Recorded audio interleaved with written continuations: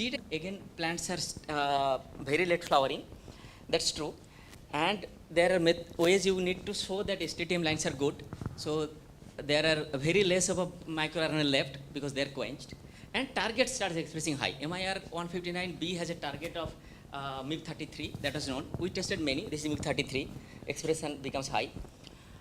MIR 159 has a kind of a close family relative, that is MIR 319. MRI 319 and MIR 159 have only few base pairs which are highlighted are different. So we needed to show that they are not off-targeted for MIR, and probably Ashish Ranjan will talk, I am not sure. Actually, MIR 319 has a target of TCP genes. So what we found that if you look at the TCP targets, they are not different like MIB. So our STTM lines are not off-targeting MIR 319 targets. STTM line actually have a very high level of hyperactive SAR, similar to what we had in RRTF1. So altogether, we think that we found another gene which is also working downstream to RSI1 for activating SAR. And we also generated double mutant of AB. Double mutant AB has much more exaggerated phenotype than STTM. Both of them have upward lip kerning, very small. But the good is they're stable.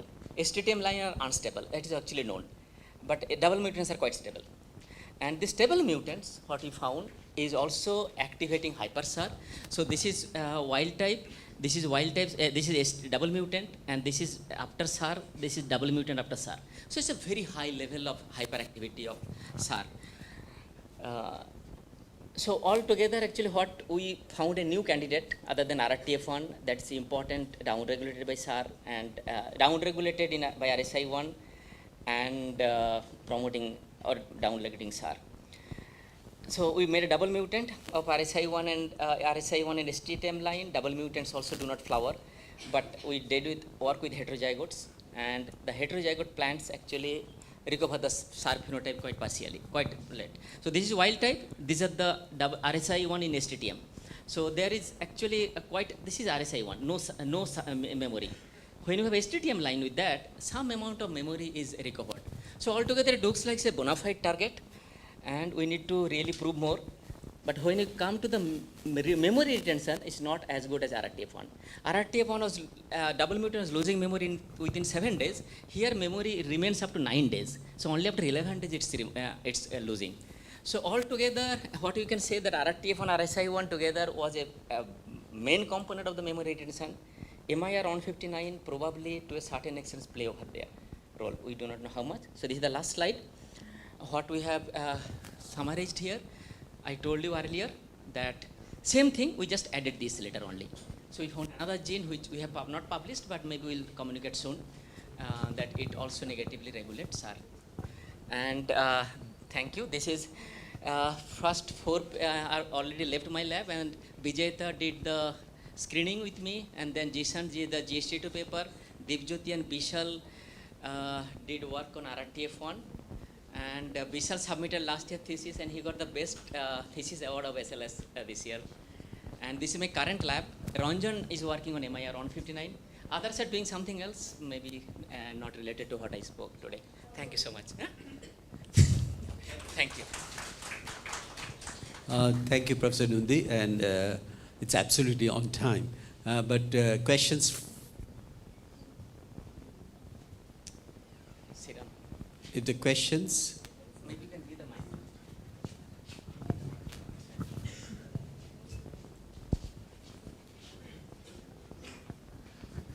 Thank you for a great talk. My question is, what are the targets of this MIR 159? Good question. Are these targets in the immunity pathway? We are working on that. We found one of them potential target is SDG14. Okay. So that one of a PhD student joined last year. She started working on that. Actually, we still have not come to certain experiment to tell you that if it is an authentic target or not. But okay. Only the expression level we checked and immunity we checked. Okay. Yeah, my second question is, because if when you make double mutant, you can see it's quite strong phenotypes, right? It's extremely dwarf and curly. Do you think it's typically the growth trade-off which is happening here? Growth and defense trade-off? not necessarily be, Yeah. though it's actually known, but the way I see the expression of the targets, it doesn't look like it's only pure growth trait defect. Triple mutant we could not generate. We generated, but they all embryonic lethal. So we could not make the triple mutant. Okay. Yeah. Thank you. Anandita has question. You can take the science.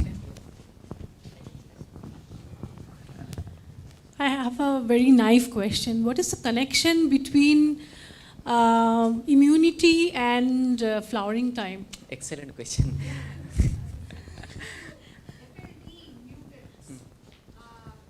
Contributes to flowering time. Correct.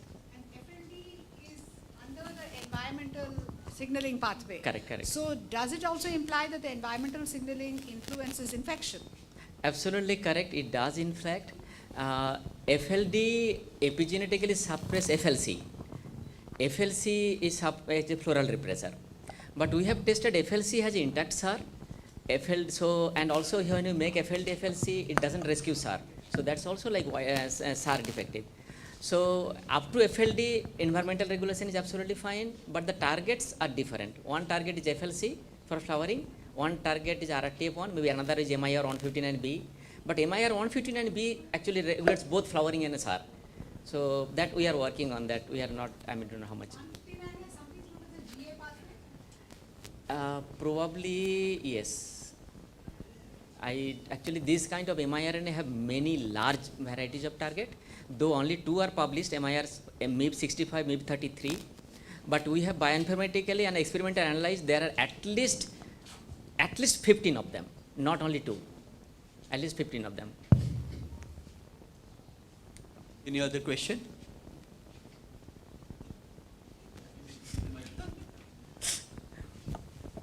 Yeah, in continuation to that question, have you ever tried to change the length, the diurnal pattern?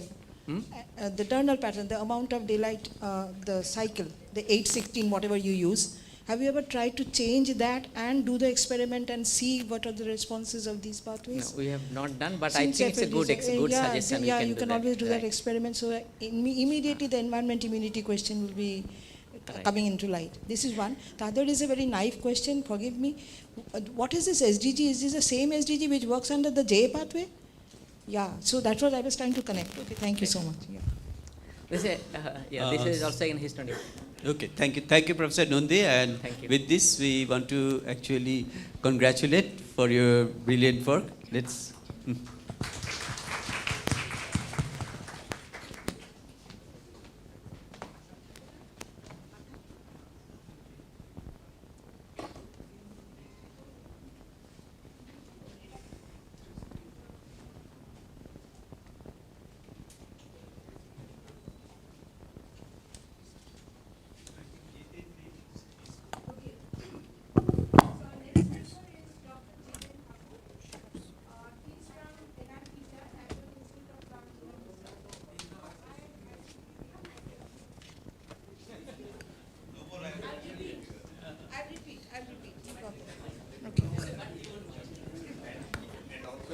I'll repeat.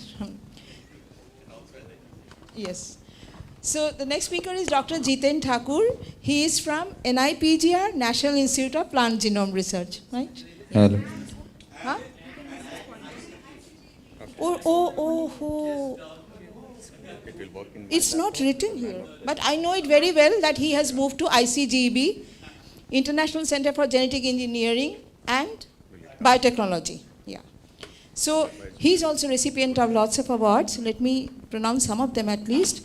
So he is a fellow of medical discovery, Massachusetts General Hospital, Boston, USA.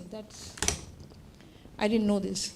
So he is a Platinum Jubilee Award recipient from NACI, and a fellow of National Academy of Science, India, Archana Sharma Memorial Award by ISCA, Indian Science Congress, and the Innovative Young Biotechnologist Award, IYBA from DBT, and also the INSA Medal for Young Scientists. So plenty of awards, and his research, again I can remove this and tell you, because I follow these scientists quite closely. So he works on transcriptional regulation. Actually, he works on mediator complexes which recruit transcription complexes to locuses, and how it controls a phenotype. So he would have one mediator complex, one phenotype, but he works on basics on how these mediator complexes regulate a targeted transcription. This is what he does. Am I right or wrong? Yes, ma'am. Yeah, thank you. Yeah, Thank you, and thank you so much. Thank you so much for for coming. such a nice introduction. Huh? You want this? No, no. No, He that's has. fine. Okay. You And, have the collar mic? You don't need it? If it's there, then I'll prefer that. If you have a collar mic, please. Yeah, then it's easier. No, you can move. Yeah.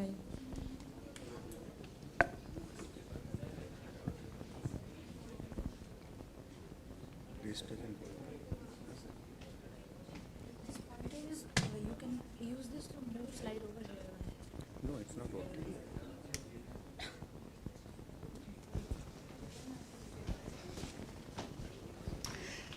Okay, so it's before I start, I must thank Professor Mazumdar, Professor Devajyoti Bhattacharya, and all the organizers for having me here. It's always a pleasure to come to Calcutta. Thank you, Madhridi. So, my lab works on 3 model systems: Arabidopsis, rice, and very recently we started working with Candida glabrata also. So, but going by the name of this symposium, post-genomic era, I have chosen rice for this particular topic, for this particular lecture, simply because we have a lot of genomics data with us. So,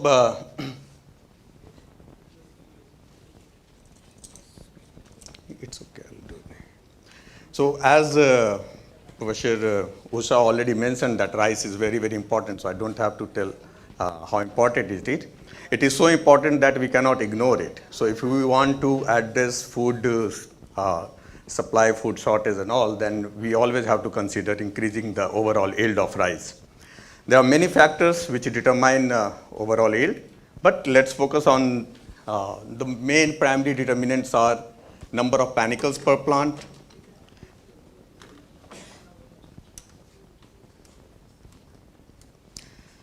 then number of seeds per panicle, and also the overall size or the weight of seed.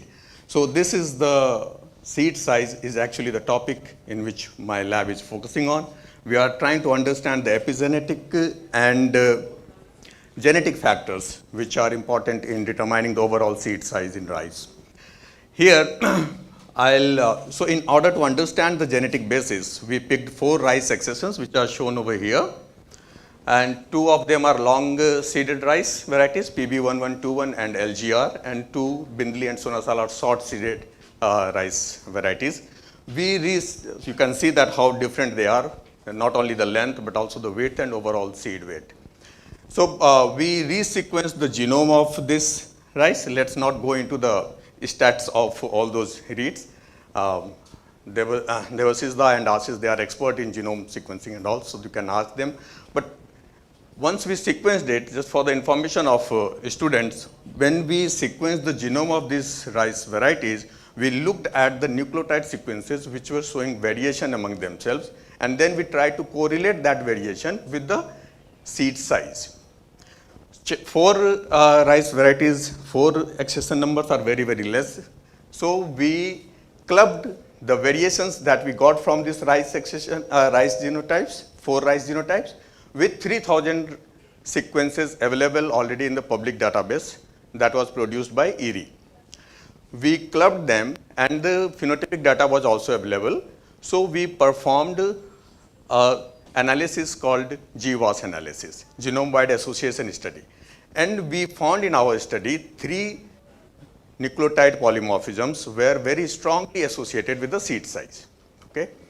2 of them were very well known, reported by other researchers, GW5 and GS3. 1 was novel in that. Okay. So, and this we validated in the mapping population. Mapping population means we crossed long seeded rice with the short seeded rice and generated a lot of progenies. And we saw that this nucleotide variation was also associated with overall seed size variation in those in those progenies. Okay? So that validate whatever we found in the GWAS analysis.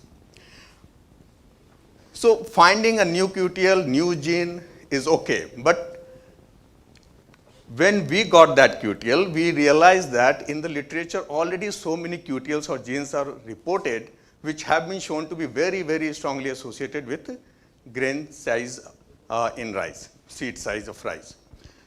So the question comes that how these QTLs and how genes are collaborating or coordinating with each other to regulate this multigenic trait.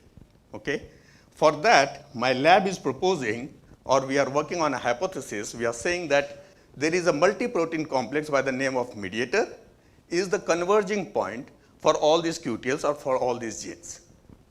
In order to make this point, today I'll discuss structure and function of plant mediator complex. And then towards the end, I would like to make my point, what I'm trying to say. So this work was, as Madam said, initiated at NIPGR and now is being pursued. So it was initiated here in this building, now it's being pursued at ICGB in this building. These two buildings are separated by a boundary wall, we have a gate, so I'm still connected with NIPGR. And I'm thankful to all my wonderful colleagues who are sitting here, they support me a lot. Okay, so mediator is involved in transcription. It's involved in regulating the process of transcription. Transcription of any gene we know is decided by regulatory elements, DNA elements, which can be present in the vicinity of transcription start site, or as Professor Usha said, it can be present anywhere elsewhere in the genome. These DNA elements are recognized by transcription factors. The transcription factors, once bound to the DNA elements, can interact with the transcription machinery either directly or through a set of transcription factors which are listed over here. Mediator is one of such cofactor.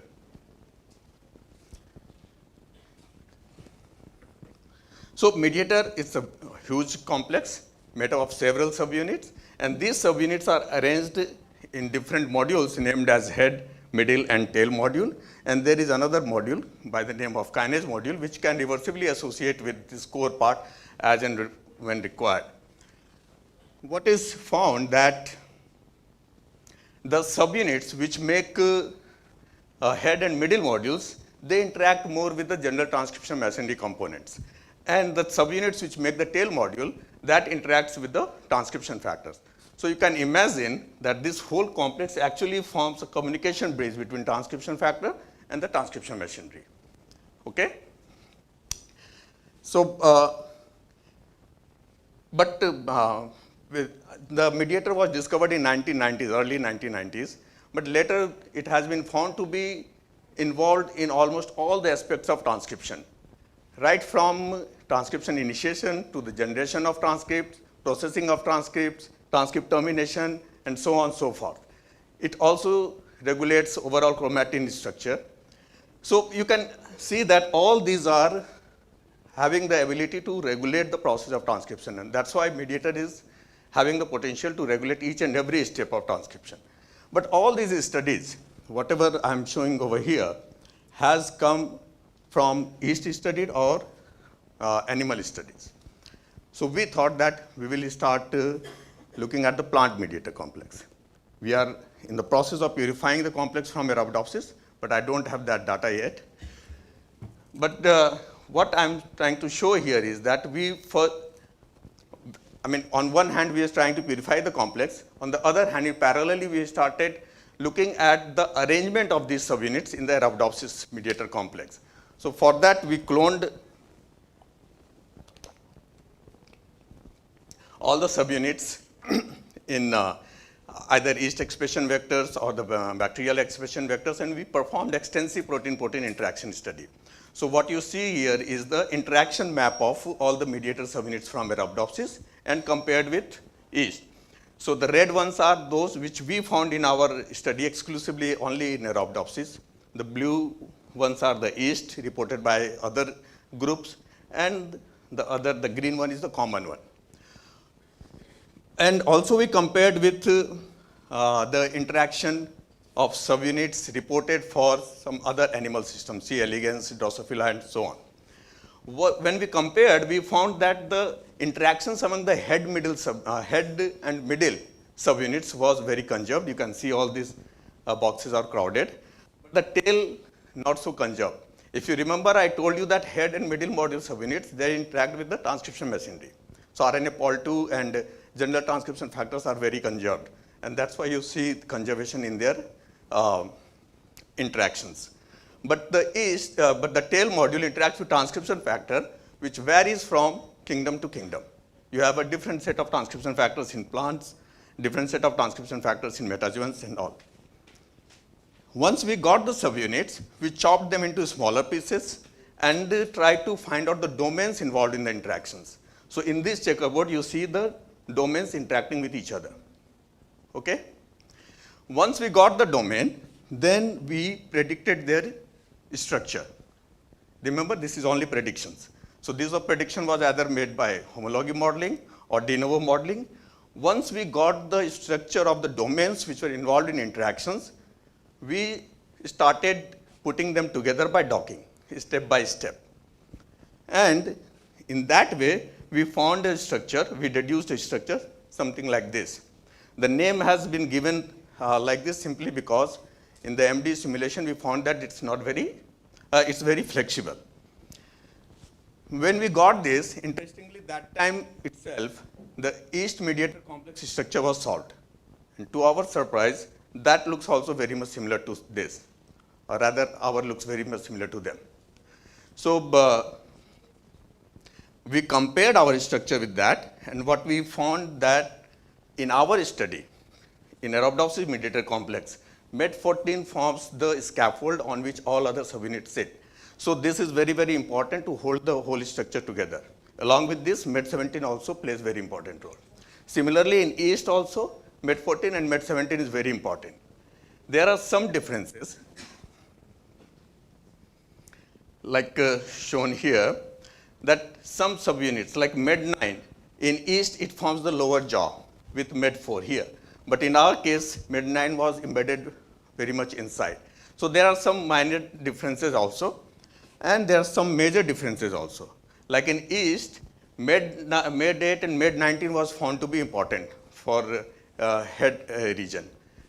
But in our case, we did not find any role of these two subunits. Okay? So since these two are very important for holding the structure, we are focusing on this. And in the tail module on the MED15 also.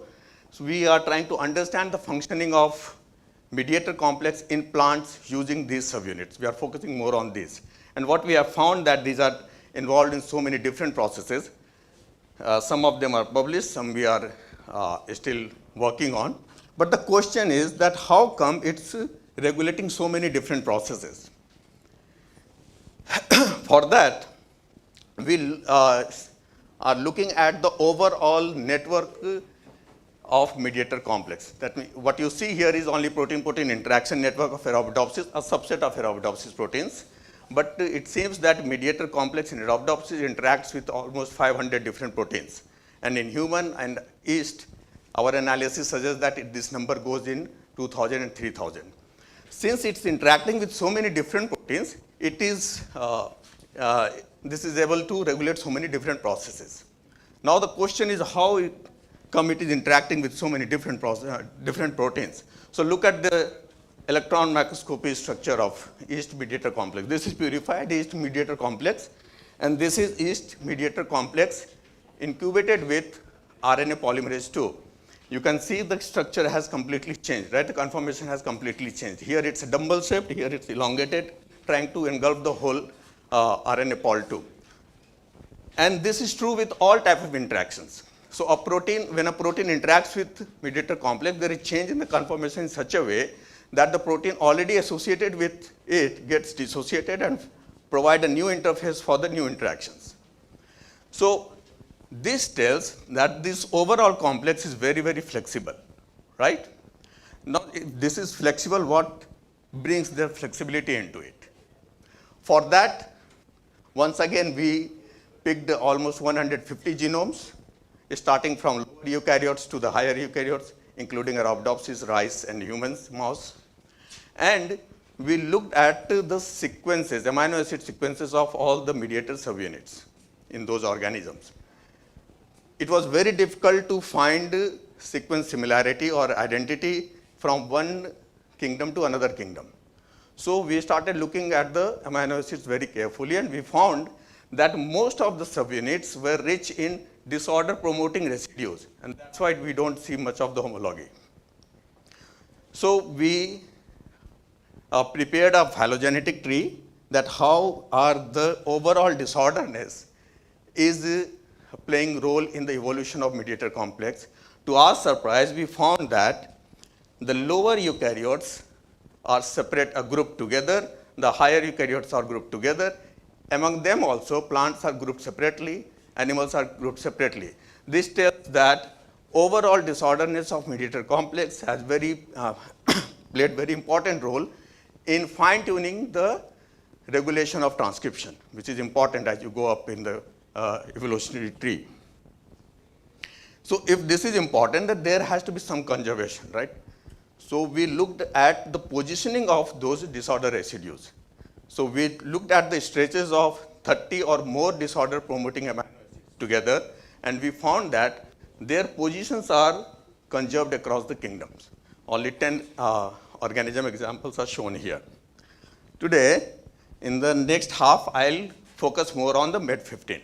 MED15 is very disordered protein, and it has very small Kix domain at the amino terminus, which is structure. So this Kix domain in the MED15, this was first discovered in CBP protein. CBP is Krebs binding domain binding protein. And this is a 3 helical structure which forms a hydrophobic pocket in which activation domain of different transcription factors can fit in. At least 2 minutes. Okay, so I think I'll come to the rice. So this MED15 we found is expressed more. I have skipped all those things that how we came to this. The MED15 in rice we found is expressed more during the seed development. So this is the RT-PCR. And on the other side, we also performed GWAS, the GWAS which I explained to you in the beginning. A similar GWAS we performed, and that we found that MED15 is strongly associated with the seed size. It is expressed during during seed development, and its sequence shows a strong association with the seed size. We confirmed that by raising the transgenic. In the RNAi line, the seeds were smaller. In the overexpression line, seeds were bigger. And we also deduced the whole mechanism. What we found that there is a set of plant-specific transcription factors, NAC transcription factors, that binds to the DNA elements present on a set of genes which have been reported by others associated with seed size. Remember, MED15 is expressed during seed development, and it shows association with the seed size. MED15 interacts with the transcription factor, NAC transcription factor, which is plant-specific. The activation domain of this transcription factor interacts with the MED15 Kix domain and recruits the mediator complex on the promoter of genes which are regulating the seed size, and that's how it's regulating it. This is the whole mechanism. So this study tells that this way of regulating transcription is conserved in yeast, in mammalian system, and also in plants. But the point which I raised in the beginning, this also serves as an example to show that the genes which are present in the QTLs, or the genes which are shown to be associated with seed size, their expression is linked, or they are linked through a mediator subunit MED15. This is only one subunit. We are now pursuing this in the field. We are trying to introgress long grain allele of MED15 into short grain genotypes and see that what will happen. We are also doing CRISPR-Cas editing of that. This work is being done with collaboration with Dr. Bhadana in Ranchi. So there are many other mediator subunits. In the beginning, I told you how many of them are associated. I showed you just example of MED15, but there are others, they also show association. So we think that those QTLs, they somehow merge on this whole complex, and that's how you have the regulation of this multigenic trait. So this, I call my students as the subunit of my labs. If they are happy, then my lab is expressed well. So the whole work which I explained today have been done by these students, which are shown here. And below you see my collaborators and funding bodies. Thank you very much. Thank you, Jitin. What a wonderful talk, intense talk actually. So the session is open for questions. Anyone has question? Yeah, please.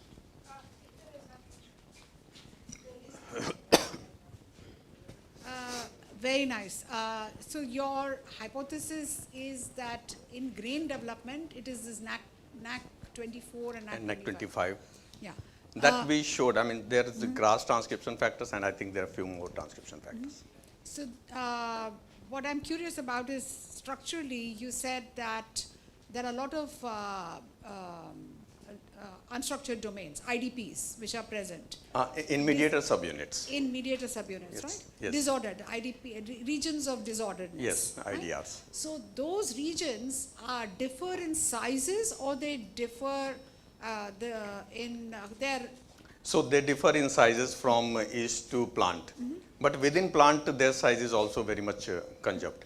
Yeah. So between 14 and 15, I noticed there was a big difference. MED14 and between MED14 and MED15. Oh, because they are different proteins. So MED14 is totally different, MED15 is totally different. In Arabidopsis, both of them show similar phenotypes, cold sensitivity, if I'm not mistaken. Yes.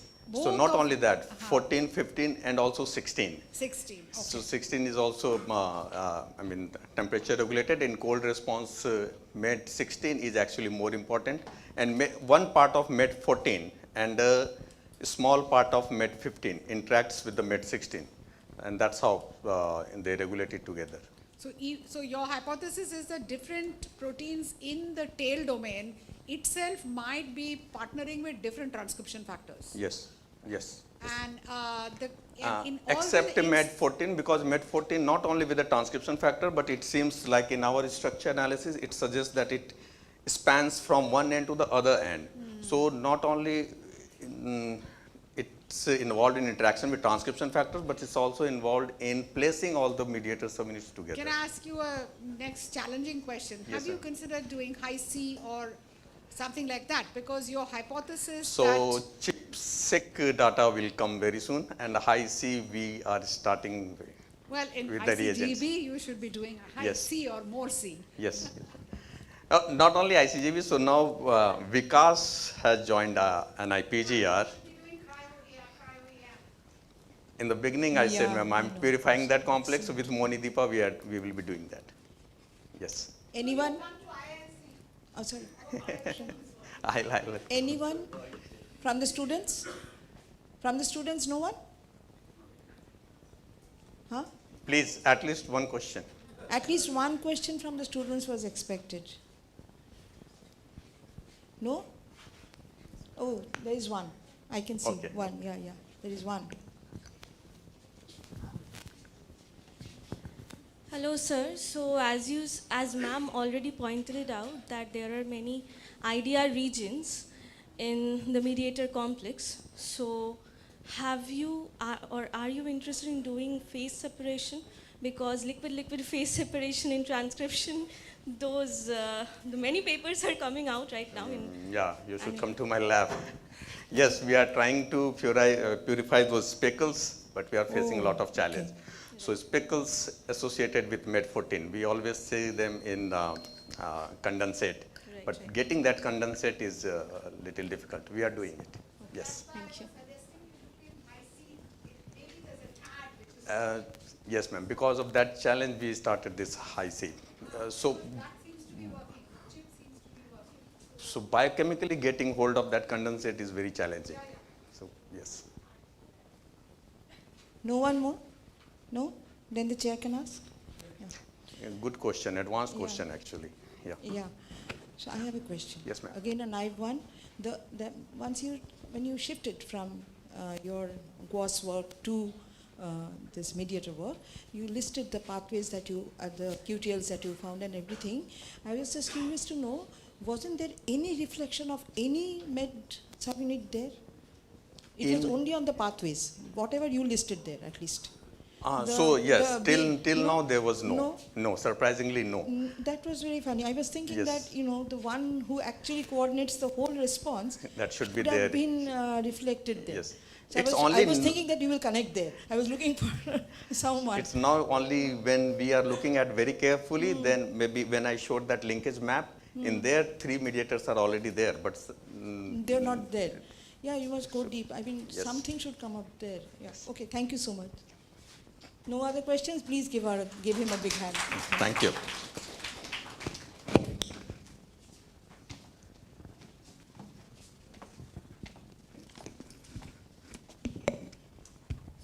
Excuse me, sir.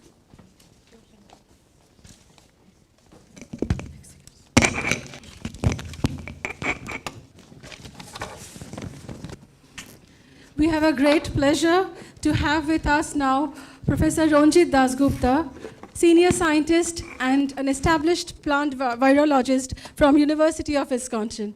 May I request Professor Dhrubajyoti Chattopadhyay sir and Professor Arun Lahiri Mojumdar sir to kindly felicitate Professor Dasgupta. Thank you.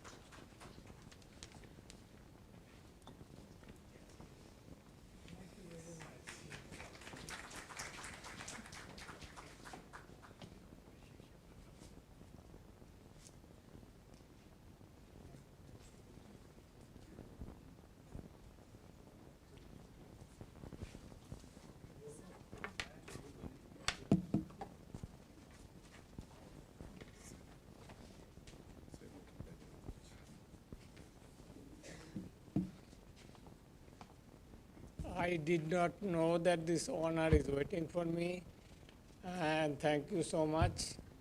I'm delighted that I could come to this symposium. It looks like it's on plant cells, and I'm a plant virologist. I do not know much about the molecular biology of the cell, but I'll listen to the talks, and hopefully I'll learn something. Thank you so much. Thank you, Ranjita. Yes, we know from while we were doing our research at that time, we know that you are in this Paul Kaysberg's lab and actually introduced the plant virology at that particular lab. And still then you are working in that. Right now I could see the genome of Bunia virus, which you have worked with, and your paper came out in the last year in PNAS. Thank you for coming and joining us in this symposium. Thank you.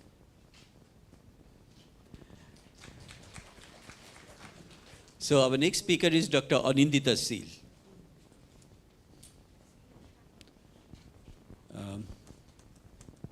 Nivedita, you need a mic? You can get it. It's over here. Dr. Shil is an associate professor in the Department of Biotechnology and Bisigo Center for Genetic Engineering and Biotechnology of University of Calcutta. Did her PhD from University of Calcutta with none other than the chairperson, Professor Maitri Dasgupta. Did her postdoctorate from the Department of Plant Microbe Interaction from Max Planck Institute of Plant Breeding Research, Cologne, Germany. He is the fellow of National Academy of Sciences as well as the West Bengal Academy of Science. And you can see that she is actually very much interested to work in the area of beneficial of plant microbe interaction, and as well as exploring the molecular mechanism leading to improvement of endophyte-mediated arsenic phytoremediation in Solanum nigrum. Anindita, over to you.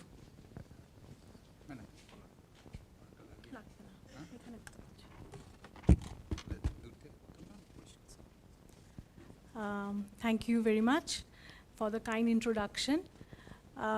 It's a pleasure for me to come here and speak in front of my teachers and distinguished scientists from all over India and students, of course. Today I'm going to, in the next 20 minutes, talk about a work that we have been pursuing for the past 15 years in my lab. And what we do is we carry out an interaction study of an yeast that we isolated. The yeast is called Rhodotorula mucilaginea JGTS1, and the interaction is between the yeast and rice plants.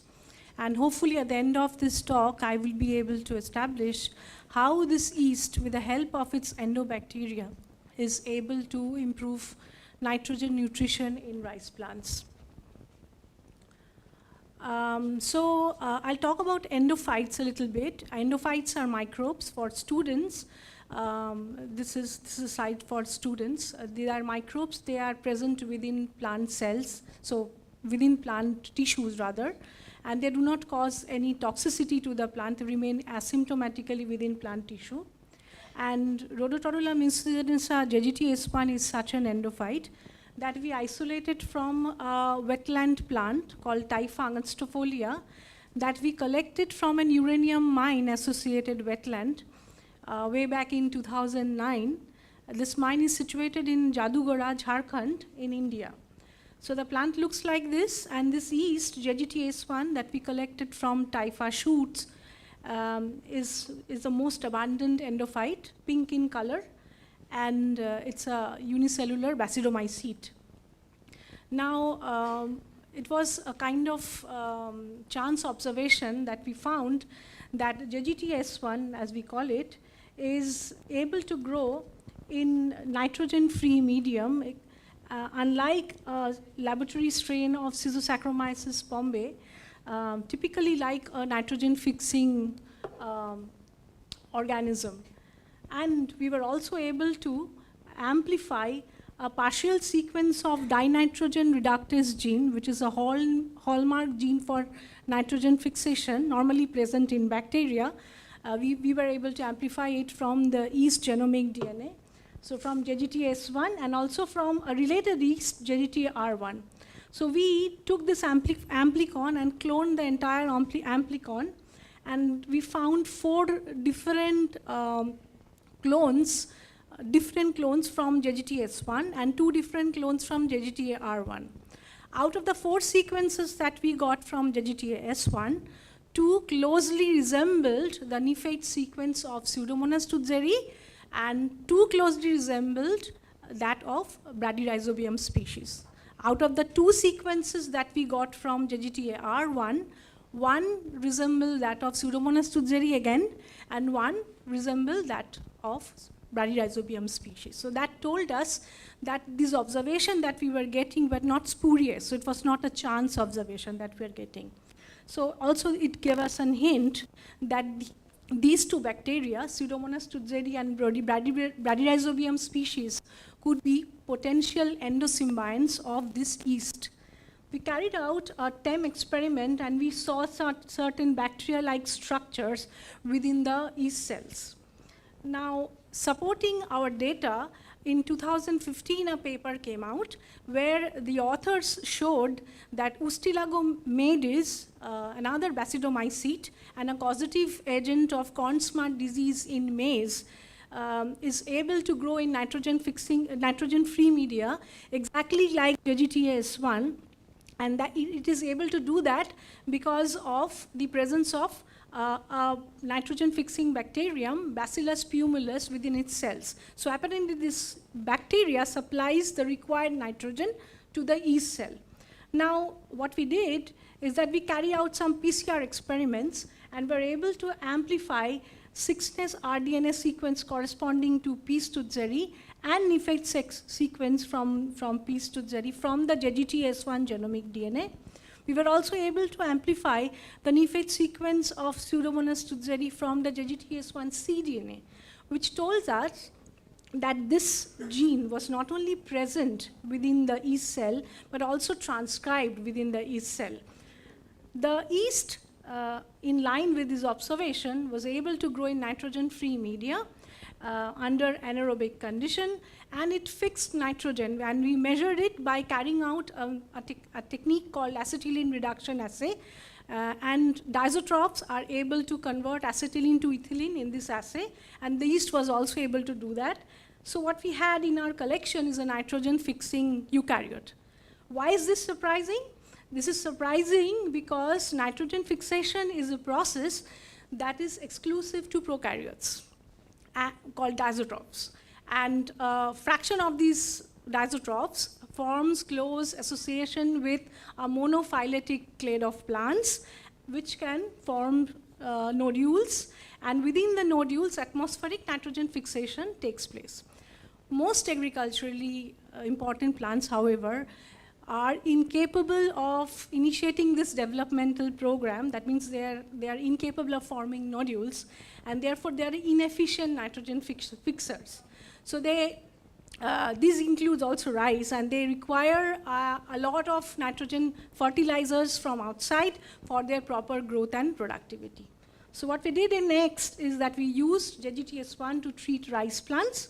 And what we saw is that within 24 hours post-infection around rice root, the yeast changed itself into teleospore-like structures, which told us that it was using rice as host and completing its life cycle.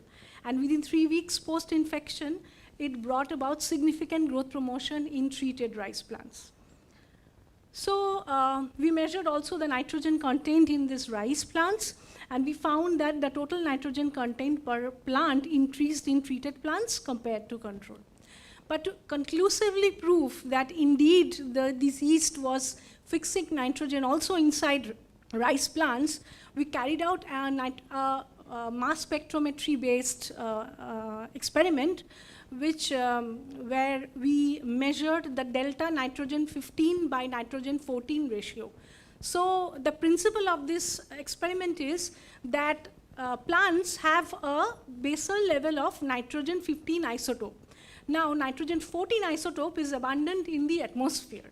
So if a plant fixes nitrogen, then what happens is delta nitrogen 15 by 14 ratio goes down. And that is exactly what you see here.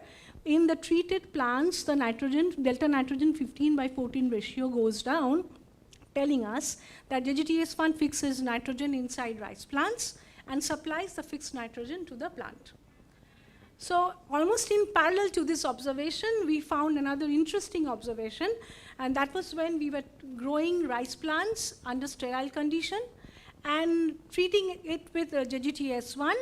And from the surface sterilized rice plants, we were trying to re-isolate the JGTS1 cells.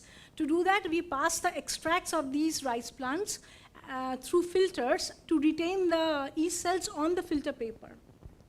We found that on the filter paper, which were grown on potato dextrose agar, after some days, pink colored growth was observed, exactly the way the yeast looks.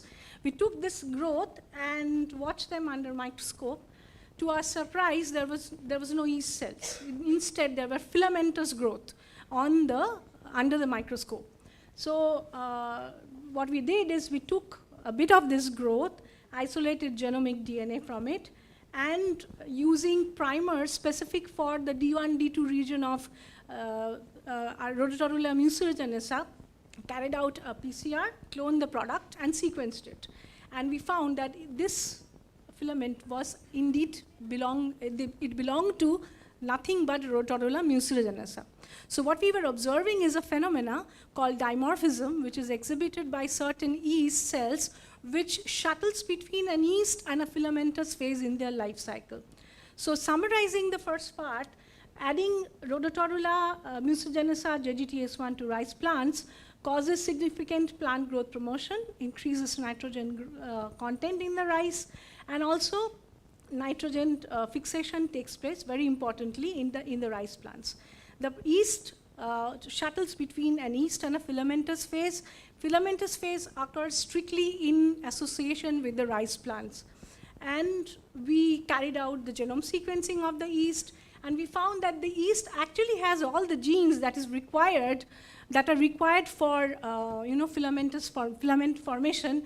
And in rice root, which are treated with the yeast, you could see the filamentous form of the yeast when you stain it with Alexaflor 488 labeled with germ agglutinin. Now, next, what we did is that we tried to study the interaction between JGTS1 and Pseudomonas tutzeri. The reason we did that is because we had a Pseudomonas tutzeri strain in our collection. The Pseudomonas tutzeri was labeled with GFP, and we mixed it with JGTS1, hoping that we would get some fluorescence inside the yeast cell, but unfortunately, we did not get any fluorescence from within the yeast cell.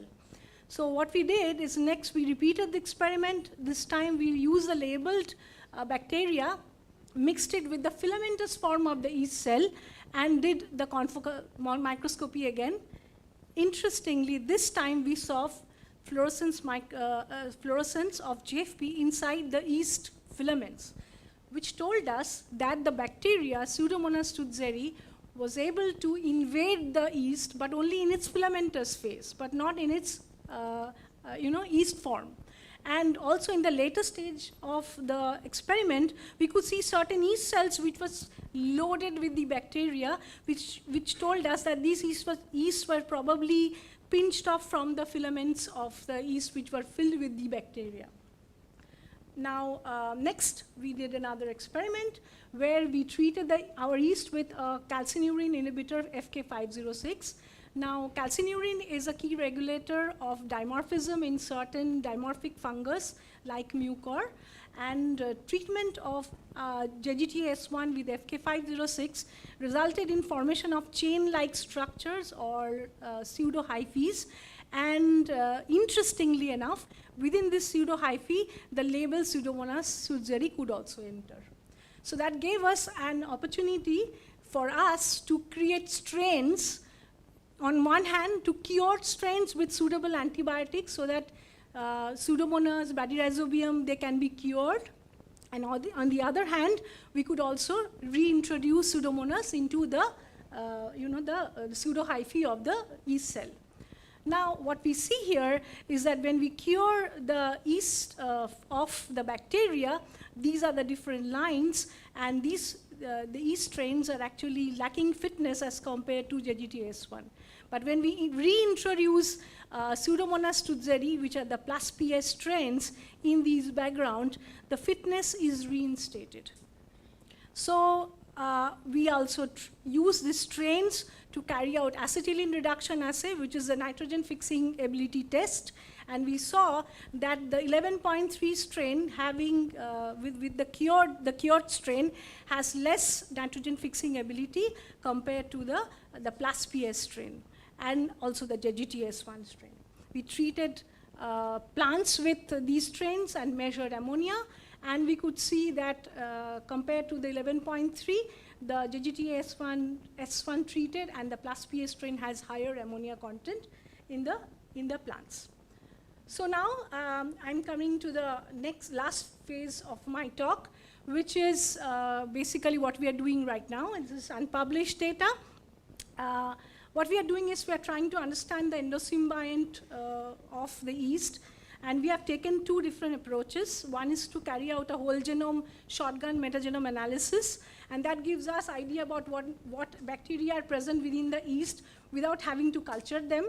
And another is to break the cells open and grow them in different media, and the composition of the media was decided based on some educated guess that we already had according to our experiments.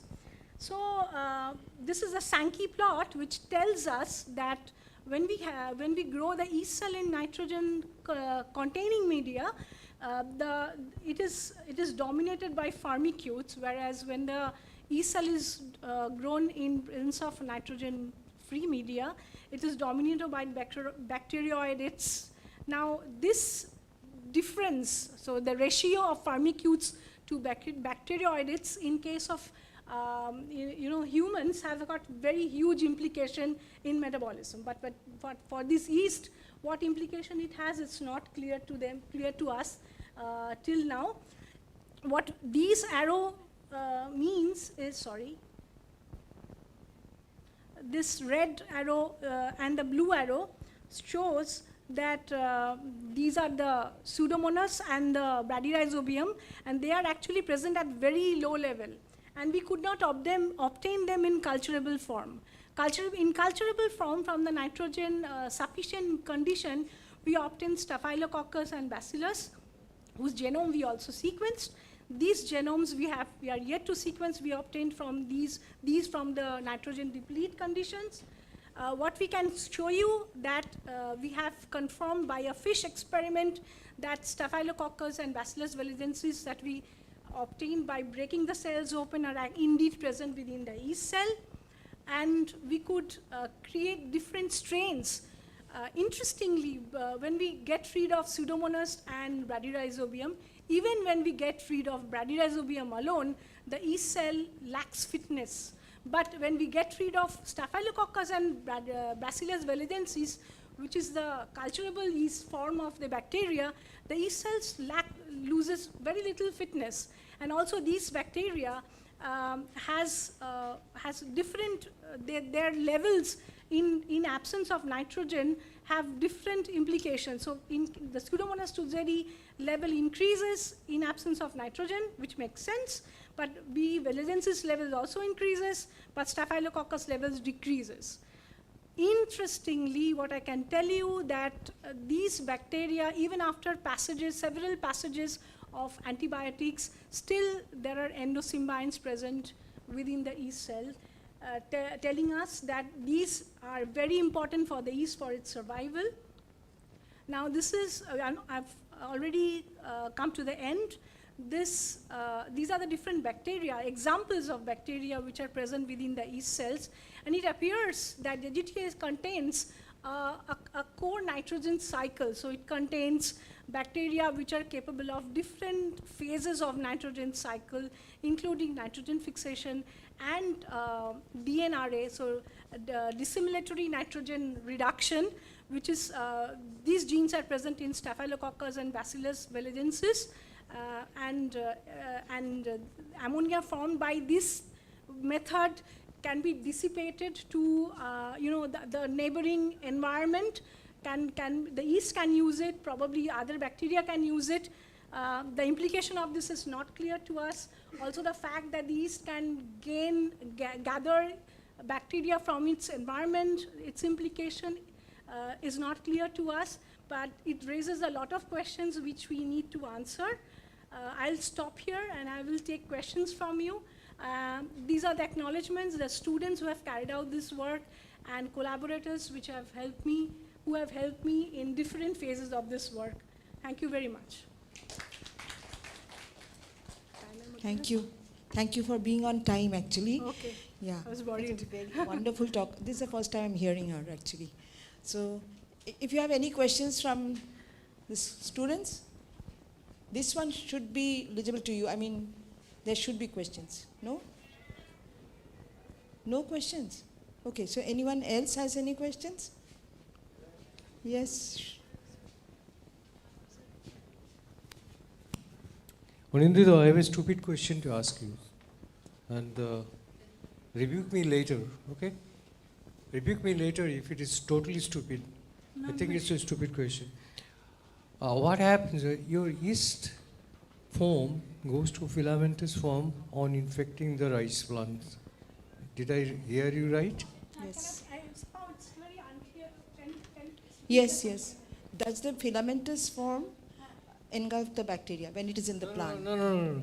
What I said, the yeast form, in plant it goes to the filamentous form, linear form. Okay? So what induces that? Any idea? So the dimorphic switch happens inside the plant. we have tried a lot to recreate the yeast to make filaments, so outside, in vitro, but it has not worked in our hands. But it's when we only isolate it from the when plant, it's in the rice plant. Only when it's in the rice plant it becomes. only when it is inside the rice plant, around the rice plant, associated with the rice plant, that we see the filament. Did you try any other plant? Except Apart rice? From rice? No. We have That's- tried brassica once, but Did I it should not work? say that's a data, but because we have only tried once, we have not seen filaments there. We have only seen yeast cells inside roots. So what's so peculiar about it? I'm putting that question to you, but you might think about it. Yeah. So what is the implication of this you're asking? No, how it happens? You put it in the rice, it becomes filamentous.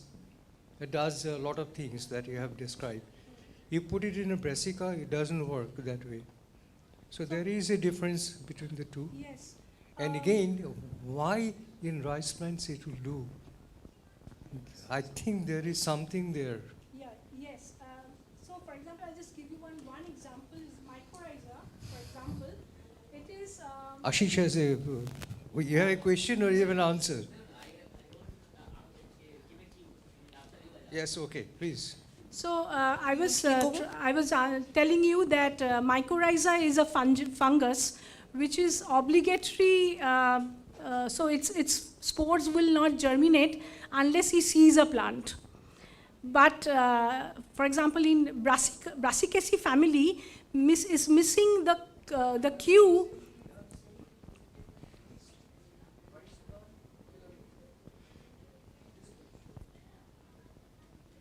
So what is in the rice plant that allows it to take the Filaments. dimorphic structure? So discover them. In the differentiation. It's exactly. Yeah. Yeah. This is an ectomycorrhiza, right? In the plant? Which It is one? This one? It is not a nobody knows No, whether I'm this saying is- its location in the plant is not intracellular, it's extracellular. It's Extracellular filaments, right? Looks like. Yeah. So, no, yeah, sure, yeah. Yeah. There are 3 members, yeah. Does bacteria gain from yeast or from plant also? I mean, what kind of interactions they have? And by any chance, if the bacteria are not there, would the yeast really be colonizing plant? We were unfortunately not able to create a strain which lacks bacteria completely. That's exactly one slide I showed you, where we treated the yeast cells with 5 antibiotics for several generations. Still, when we do PCR with 6NS rDNA, we see a band. So which means bacteria is still there inside the yeast. So that question I'm unable to answer. So it's an extension of Ashish's questions. Whenever it is filamented, then only bacteria can enter. Yes, And it looks becomes like. filamentous only within the plant. That means Yes. bacteria were already within the plant. Will enter. And then it has gone inside the yeast, right? Yeah. So have you ever introduced the yeast without the bacteria inside the plant and see whether it is filamentous or not? So Okay. without the bacteria means the yeast has bacteria. Now to get rid of the bacteria completely from the yeast is we were not able to do. That's a problem. Yes. Yes, sure. And you have collected this strain from other crops, right? This one we collected from Taifa, Yeah. and we have been maintaining that. And you have your experiment is on rice. So what is the natural abundance in rice soil or rice ecology of any such type of yeast presents or not? This one, the Yes, Rhodotorula. Not Rhodotorula. I'm saying this type of yeast or this type of phenomenon. Because you are considering rice. Suppose why you have chosen rice? Okay, why? Is it accidental or have some clue? Then if it is be so, then what is the natural abundance of such type of phenomenon in natural rice ecology? Okay, so answer this question this way, that because we found that this yeast is nitrogen fixing in nature, that's why we tried it on rice, to see whether it improves nitrogen nutrition in rice. So that's one answer. And the second question is, second answer to this question is, there are publications where people have isolated rhodotorula from rice plants. So sometimes it can be present within rice plants. But we did not isolate it from rice plant. I have like one quick question. So is there any role of strigolactone in this kind of a signaling that you are talking here? It is possible, but we have not tried and looked at it. That's a very valid question, because strigolactone based signaling is critical for VAM. For arbuscular marathon. So that is a very, very important clue. So we have tried using strigolactone in vitro and tried to see whether it forms filaments or not. It did not work. So I don't know whether if I add strigolactone and rice, then I will not be able to understand whether it is strigolactone or whether it is some other molecule from rice. It is inducing the filamentous structure. We need to check with strigolactone mutants. Okay. In the MAX pathway, so you have MAX2, MAX3, D3. These are strigolactone either biosynthetic mutant or... So in rice mutants. Okay, well, that's a great idea. That's a great idea. Yeah. Yeah, that's a great idea. Thomas, in fact, we did the other way around. Hmm. When we had less branching, we used this as an assay to figure out whether strigolactone pathway was involved. Okay. I don't have a question, but can I make a comment? So now, huge sequences for all these interactions, genomic supports are available. What people have understood is that only if the mycorrhiza is internal, it goes inside. There are other adicoid or some other fungal relationships which goes inside. If it goes inside, the pathways are the strigolactone kind. If it is outside the cell, it is a completely different pathway. So I just assume that it will be, that's what people are assuming, that if it is an internal symbiosis, anyway, whatever bacteria, fungus, whoever goes inside needs a support of one pathway, which is a common symbiotic pathway. That's where strigolactone comes and the lysine receptors come and they trigger the pathway. So maybe that there is a difference, but and now I have a question. So this was, the question is like, what is your objective? You want to load that, use it as a vehicle, and then use a denitrifier or whatever is a requirement of the soil. All soils do not require nitrogen fixation. Many soils now require denitrification. So if you load, is that your idea, to load that, use it as a vehicle and put bacteria inside? Yeah, I mean, the last slide was... That's what I think. I mean, what if I put a bacteria inside the yeast and then the yeast into the plant and hope that this bacteria is released, whether it is released inside the plant or not, or even if it is not released, whether this bacteria works from inside of the yeast and improves the nitrogen nutrition. So this kind of question I'm asking right now. Thank you so much. Please give her a big hand. Yeah. So, thank you, Anindita.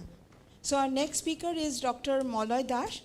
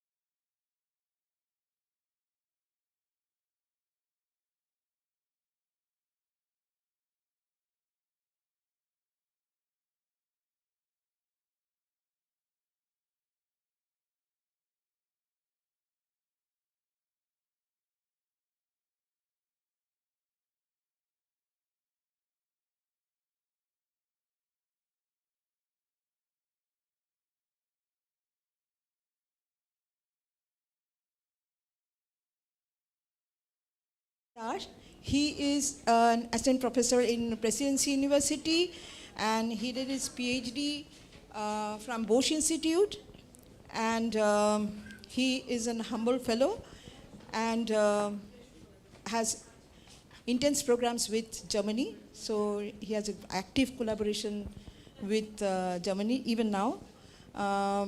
He is an elected member of PTCA, which is a Plant Tissue Culture Association of India, life member of Indian Botanical Society, and a general body member of Archana Sharma Foundation of Calcutta, and a life member of Plant Physiology Forum. And his research is on identification of genes, transcripts, metabolites, microRNAs, controlling unique flowering times in tree bamboos. Again, flowering. That's good. Multi-omics approach to assess biofuel potential. I don't know which are you talking about. Not today, not biofuel, on flowering today. Okay. So, and again, the comparative genomics and transcriptomics in brassicaceae to identify novel stress-responsive duplicated genes. But today we're going to hear about flowering. Yes. Yeah. Thank you, Mullah. Please take.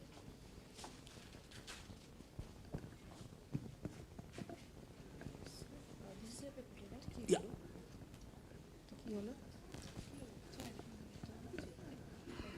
So this is the pointer you can use.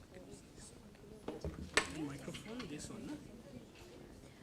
This is the Do you need color or this one. It works, right?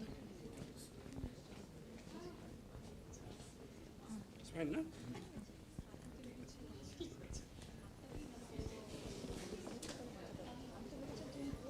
Okay, I hope I'm audible. Good afternoon, everybody. Respected chairperson and co-chairperson of this session. It's always a humble feeling to be able to talk in front of the dignitaries of plant science. I would like to thank the organizer, particularly my teacher, Professor Arun Laiti Mujumdar, for giving me the opportunity to talk. We have been working on a crazy plant. And as you do see that we work on bamboo, this is typically not a crop, and this is typically not a plant that you often hear about. But I promise that the plant has a sufficient potential to offer many interesting biological questions. And today I just simply want to focus on two genes that come out from our studies, and they are related to flowering. You have heard an excellent presentation by Professor Vijay Raghavan ma'am this morning about flowering in rice. And indeed, bamboo is phylogenetically close to rice, but this is not a model plant.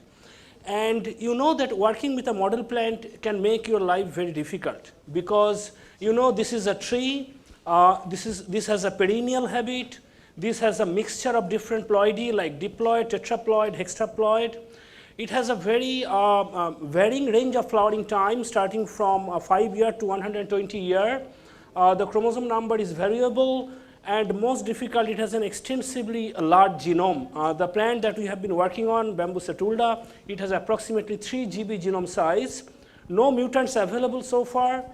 We cannot grow the seeds in the lab because seeds are very rare and they cannot be easily grown in the lab. The seed germination rate is very low and it does not have a defined life stages like Arabidopsis.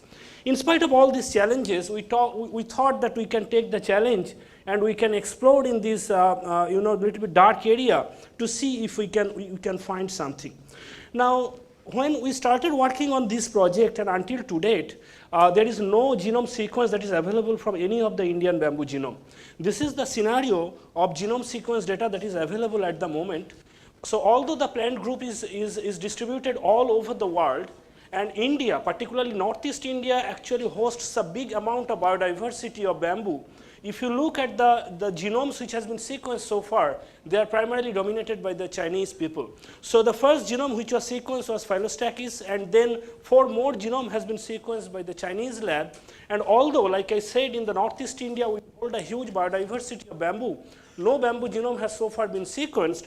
But through our Indo-German collaboration recently, we had initiated the sequencing of Bamboo setulda genome in collaboration with Professor Baker's lab, but that genome has not been ready yet. So today the data that I want to show you is our hard work of just specifically designing gene-specific primer, sequencing those genes, and then we try to characterize functions of some of those genes. Now, gene duplication, as you know, plays a very important role in shaping the evolution of a plant genome.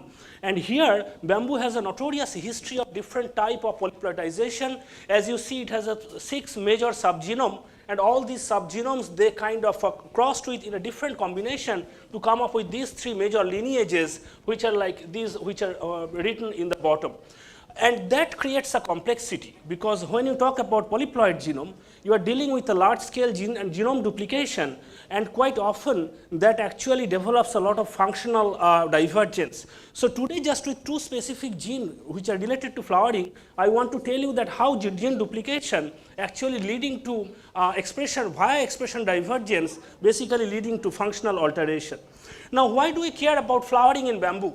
We feel that bamboo flowering is unique because of many different reasons, but 2 or 3 important points I would like to highlight here is that it has a very wide range of flowering time, which varies from 5 to 120 years.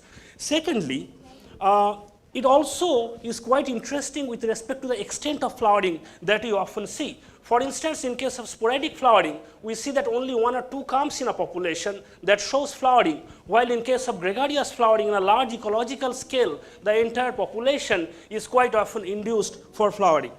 It also, you know, about the spikelet, Professor Vijayaraghavan was telling this morning, you know, here also it's a true spikelet that you usually see, but quite often sometimes we see at the end of the season of the flowering cycle, we see a cluster of true spikelet, which we call pseudo spikelet, and then recently one publication we talked about the ecological significance of this switching between spikelet versus pseudo spikelet in bamboo. Now, in terms of the identification of flowering gene, a lot of group, including ours, we have been trying to understand some of those flowering genes which are regulating the unique flowering time in bamboo, and many of them are related to photoperiodic or vernalization or all these different pathways. But for today's topic, I want to actually talk about 2 stories. One is the COFT regulon, and another one is the duplication that we have identified in FD. Now, these constants, it's actually a upstream of FT. It's an integrator of this circadian loop, and when the constants is activated, the B box of constants, it actually interacts with the CCA80 region, which is located in the promoter of FT, and as a result, the FT forms a trimeric complex with FD and 1433, and the flowering happens. So, like I already told you, that since we did not have any genome sequence data, so the only way we could move forward is to just design gene-specific primer and go for sequencing and then try to understand what's going on.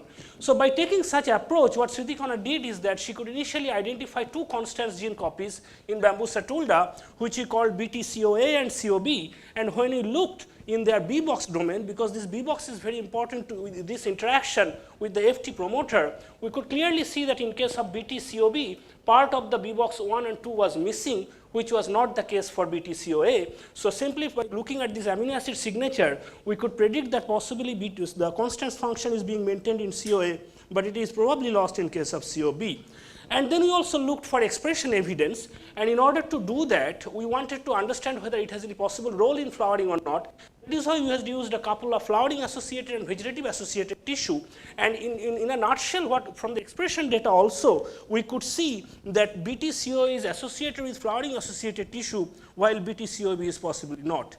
But more important clue we got when we had done this diurnal cycle experiment. So all these genes which perform important role in development, one important aspect of their biology is that it is not only about their expression, but it is their expression at the right time at the right tissue. So therefore, what we had done is that we have collected the leaf samples at 4 different time points of a day, that is 8 a.m., 12 p.m., 4 p.m., 8 p.m. And we had done the expression analysis, and the expression analysis clearly shows that the diurnal expression pattern of BTCOA is quite overlapping with the known diurnal expression pattern of rice, which again tells us that BTCOA is retaining the function while possibly BTCOB is not. Now, in order for this flowering to happen, I already told you that constants has to interact with FT. So that is why FT is the other part of the coin, and if we don't look at that part, then we miss the real story. So that is why we also wanted to understand that how many FT copies are present in bamboo sativa genome. And again, by targeted PCR analysis, we could identify 4 FT gene copies. We call it BTFT1, 2, 3, 4. And phylogenetic analysis tells us that FT1, 2, possibly they are tandem, they are highly sequentially related. And on the other hand, BT3, 4 are again highly sequentially related. And again, after that, like in a similar way, what we had done for constants, we also wanted to understand the expression of these FT1, 2, 3, and 4 copies. And what we could see is that like BTCOA, the diurnal expression pattern of FT3 and 4 actually matched. In both the cases, the expression was high in the late afternoon, that is 4 p.m.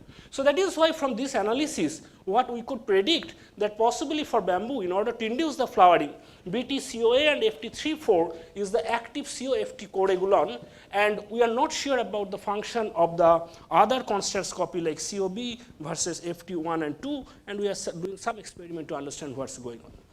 Now, as we already got the evidence that the functional divergence of COA and COB and the FTs are possibly mediated by expression level.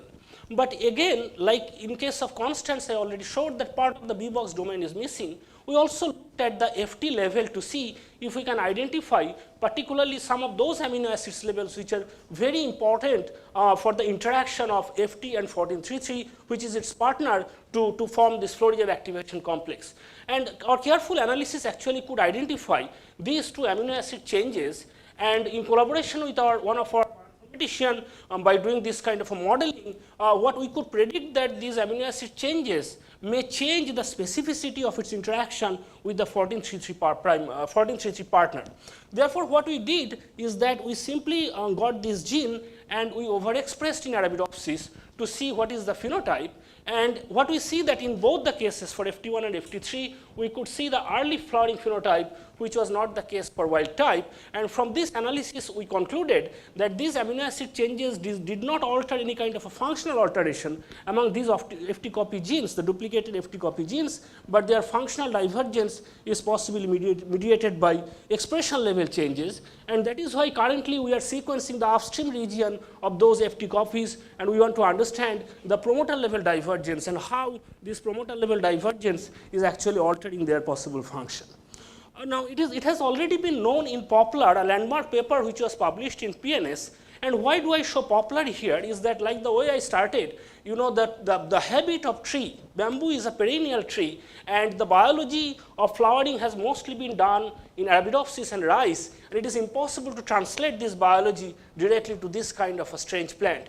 That is why it is very important to actually focus on these plants. Now, rice is more in terms of flower biology related to bamboo because it is also a perennial plant. But even if you compare between poplar versus bamboo, as you see in case of bamboo, it has a long vegetative phase, then it flowers once and it dies. It's a monocarpic plant. But in contrast, in case of poplar, it does not have such a long waiting period, but then flowering is induced, and then again next season vegetative growth happens, then flowering is induced. So in a recurrent way, the flowering happens multiple times, right? So even if we are talking about 2 perennial tree, we see there are a lot of biological differences that exist, but in terms of FT function, they also found a similar thing, that the FT1 was primarily involved in flowering, and FT2 was primarily involved in vegetative development, and that is what they proposed in this model, that during flowering the FT1 is induced, then the vegetative development is being maintained by FT2, and then again FT1. So it's a spatial and temporal expression and adjustment of 2 FT gene copies that actually is regulating the flowering phenotype in poplar, and we suspect that similar thing might have been happening in bamboo, but there must be some differences between them, and that is what the kind of dark area that we are trying to explore at the moment. Another story I want to tell you is the FD story. So FD is located downstream of FT. So after FT is induced, that FT at the protein level interacts with FT and 1433, and then it comes and goes and binds to the ACGT region of the AP1 promoter. It's a Matchbox gene. Professor Vijay Raghavan was talking this morning, and then as a result, the flowering is induced. So again, by this kind of a targeted approach, we could identify 2 FD gene copies, which we call BTFD1 and BTFD2, and just by phylogenetic analysis, we could check their phylogenetic position with their respective homologs. And then again, we looked at the important motifs, whether they are present or absent, and in majority cases, majority of the motifs, including BZIP, which is involved with this kind of interaction. These are present in both the gene copies. But more interestingly, when we critically looked at the BZIP region, because I told you that BZIP is the most important domain which is involved in this interaction, we could identify two specific amino acid changes which are written on the top, and those amino acid changes our bioinformatician actually predicted that might have altered the specificity with its binding with the ACGT region of the AP1 gene. So that is why, this is the bioinformatic prediction that our bioinformatician had done, that because of this amino acid change, the BTFD might have a more binding affinity with the ACGT region of AP1 compared to BTFD2, and this is what actually we could confirm by this kind of EMSA analysis, that whatever that was predicted from this bioinformatic analysis could be actually validated by this experimental evidence that we see in the lab. Now then we also wanted to understand the expression of these two genes to see if it can give any further clue about their possible function. And the sample that we get for this population, of course, this is the sporadic flowering, that every year the flowering happens in one branch of the plant, right? So we had studied the flowering cycle, and we found that in this kind of a population, flowering is usually happening in the spring region, so spring season. So that is why we had done this expression analysis in 5 seasons: spring, summer, monsoon, autumn, and winter. And as we clearly see that the expression of BTFD1 is higher in winter, which is preceding spring, that is the flowering season, that again tells us that possibly BTFD1 has a flower inductive role, while the BTFD2 might not have a flower inductive role. We also did a ectopic expression analysis in Arabidopsis thaliana, and we are unfortunate because we don't have a tissue culture or transformation system ready in the bamboo itself. So that is why we had to take this indirect path of getting the gene out of bamboo and then somehow putting it in some of those model plants like Arabidopsis to understand that what is going on, although I understand the flowering biology of Arabidopsis and bamboo are very different. So this is kind of a temporary solution for us at the moment. And when you overexpress those both BTFD1 and FD2, we got a surprising phenotype. So in FD1, we actually expected that we would get an early flowering phenotype, but this is not what we did. What we got maybe a little bit early flowering, but this was not very consistent compared to the wild type one. And in case of BTFD2, we did not get any strong phenotype. It was quite comparable to this wild type situation. So in case of BTFD1, when you overexpressed, there was an extreme reduction of shoot size, and that we could reproduce both under long day and short day condition. And then we further kind of looked into it, and we did like this kind of time kinetics to check that what is the time window when this suppression of shoot growth is happening, and we found it's within the range of 22 to 30 days, and we could also see that indeed in the overexpressed FD1 line there was a suppression of epidermal cell size. So indeed it's the suppression of shoot growth. But then our original hypothesis that told us with respect to the sequence and expression data that BTFD1 is a positive regulator of flowering. But when we overexpressed, we got a suppression of vegetative growth. So therefore, we checked the expression of AP1 because AP1 is upstream of BTFD1. Interestingly, when we checked the expression of AP1, as we expected that in case of BTFD1, we get a high upregulation of this AP1 gene, which was not the case of FD1, which again confirms that BTFD1 is a positive regulator of flowering, although its overexpression phenotype was not confirmatory to that. So what we kind of concluded in this paper is that timely expression of BTFD1 may be critical to perform its program developmental role in plant, because since we had overexpressed this gene under 35S, so this was little bit kind of like artificial condition.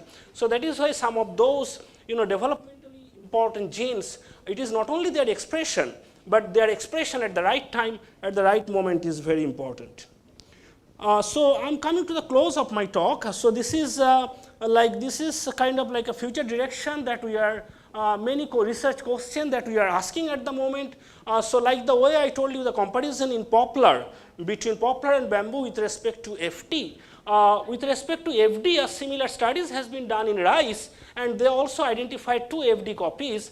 And what they found is that this FD1 is actually involved in flowering, while they found a direct evidence that FD2 is involved in leaf development. So that means this FD gene, it got duplicated, and with respect to its involvement in plant growth in rice, there is a clear functional separation. While FD1 takes care of the flower, FD2 takes care of the leaf. So since we also got a similar 2 gene copies in bamboo, we wonder that whether such functional split also exists in bamboo or not, because since bamboo and rice, they are phylogenetically close, and that is why currently we are doing BIFC, Y2H, this kind of experiment to check, kind of like confirm the interaction of FT constants and this FD in different combination to actually come to the conclusion that which interaction is actually related to this involvement of flowering, and which interaction may actually involve in some other development, maybe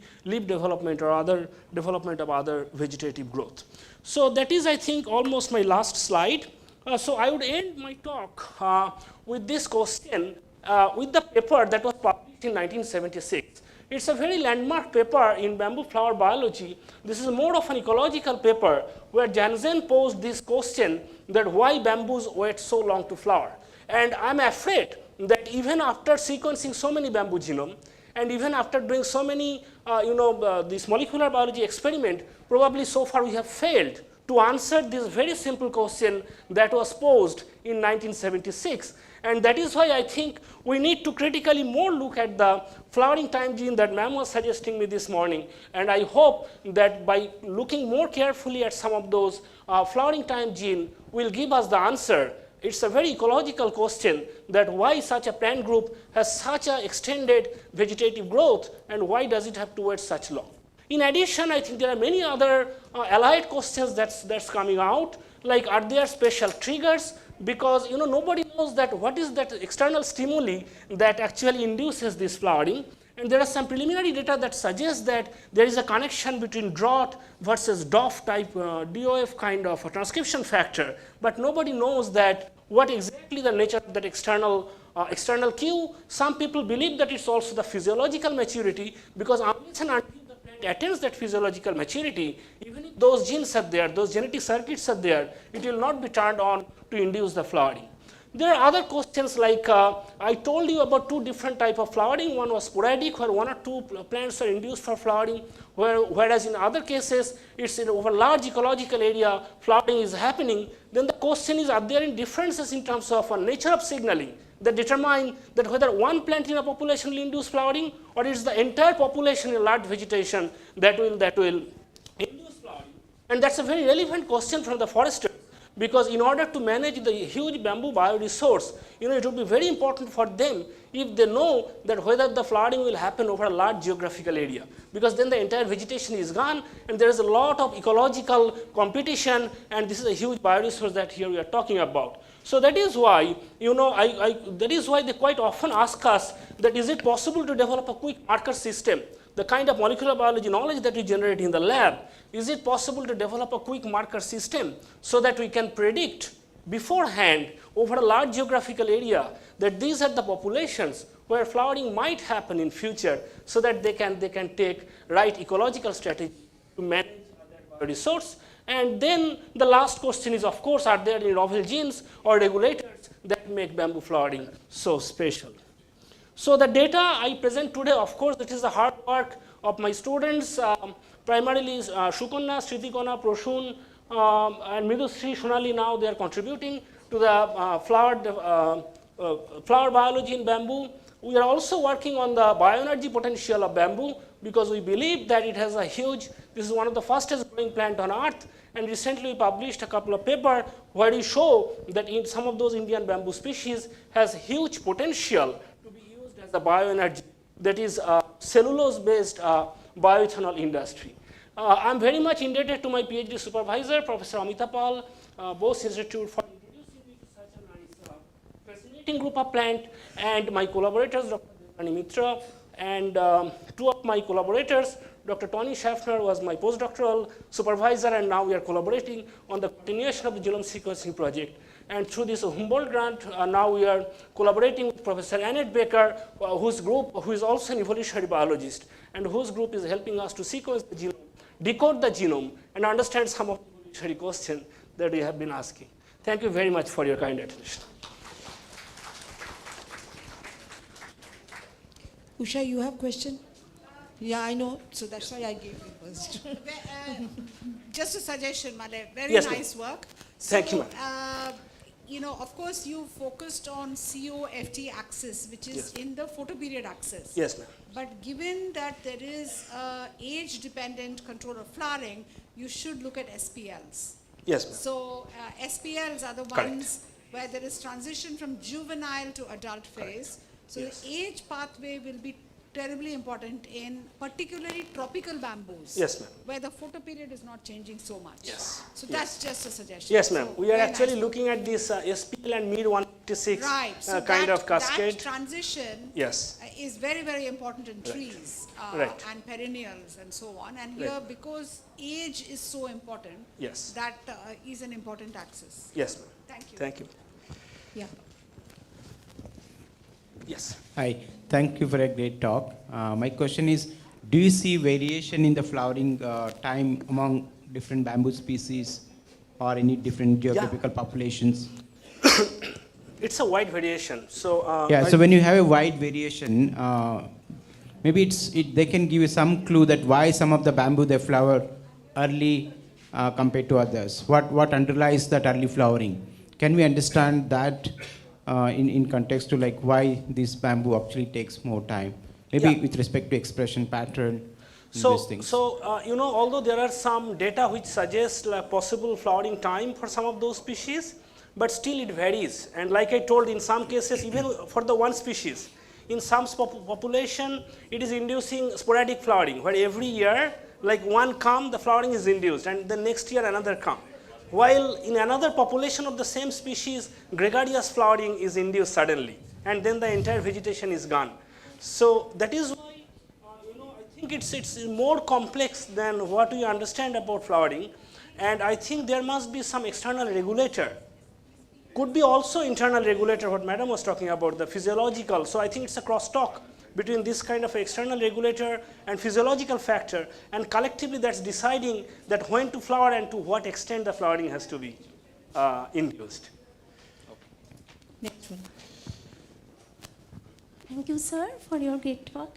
Sir, actually, there is a theoretical question that, as we know that in Arabidopsis, there is a flowering time regulator gene like flowering locus C, which has a target on FT and FD. Yes. So, is there any gene in bamboo tree also? Which It's a great question. So one of my students, actually we are also asking this question. So you are talking about vernalization pathway gene. Yeah. So FLC is a vernalization responsive gene. So that it wants to make sure that during start of the season, the FLC level is high, FT level is low, and then as the season progresses, FLC level comes down, FT level goes up, so that during spring flowering.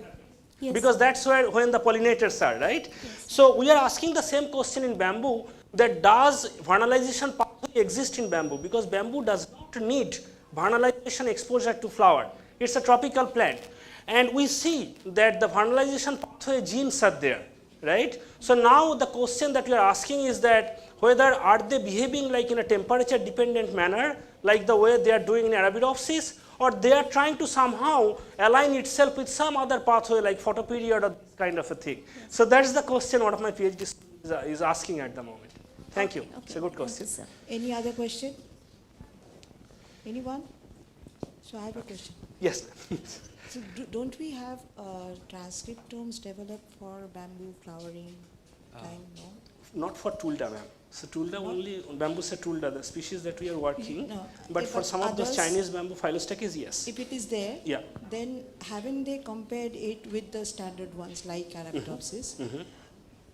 But the flowering, how would they develop transcriptome during flowering after 72 years? That is the problem. That is the problem. So only no, so there are sporadic flowering incidents happening like what we are doing. Otherwise, Otherwise it's impossible. it is impossible. Then So you have to compare and then find out whether these pathways Yes. are behaving in the similar manner. yes, but the problem is what madam was saying, like, in order to get those inductive gene, we have to get the right stage. That's But right, when that's the right, flower that's is visible, na, it is already late, done, and majority of those matchbox genes are actually switched on. So that's why you're going gene by gene Yeah, instead yeah. of going for pathway. Yes, ma'am. So that's the technical challenge and physical Okay, challenge now, that you are now facing. it's clear to me why you are Yes. not going this way. Yes. Can Yeah, I thank you. ask a question? Yeah, who's Yes. So I understand predicting the flowering time might be valuable in bamboo, but even if we have that data or information, will we be able to stop flowering, or how will it be valuable in like controlling devastation over large area?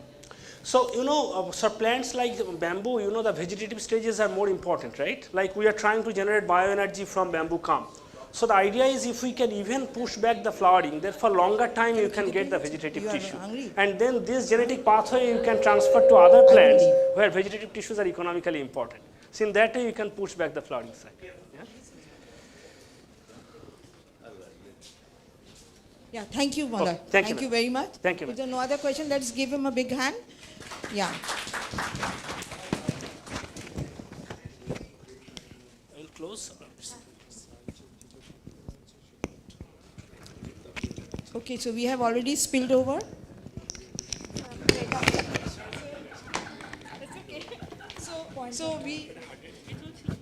So we have to break now for lunch. That's it. I'm also hungry, so no problem. Good. Yeah, so thank you.